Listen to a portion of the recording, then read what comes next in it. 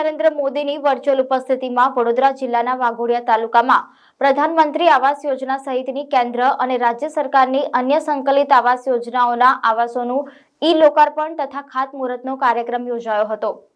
વાઘોડિયામાં પ્રધાનમંત્રી આવાસ યોજના, ગ્રામીણ સહિત આંબેડકર આવાસ યોજના અને પંડિત દીનદયાળ યોજનાના આવાસના લોકાર્પણ અને ખાતમુહૂર્ત કાર્યક્રમો પૈકી વર્ષ 2020-21ના 160, વર્ષ 21-22ના 41 તથા વર્ષ 22-23ના 693 આવાસો પૈકી 146 આવાસોનું ઈ-લોકાર્પણ અને ખાતમુહૂર્ત કરવામાં આવ્યું, જેમાં યોજનાના લાભાર્થીઓને ચાવી આપી ગૃહ પ્રવેશ કરાવવામાં આવ્યો હતો, જે અંતર્ગત ₹1,20,000 આવાસ સહાય અને 20 શ્રમ સહાય પેટે લાભાર્થીઓને ચૂકવવામાં આવ્યા।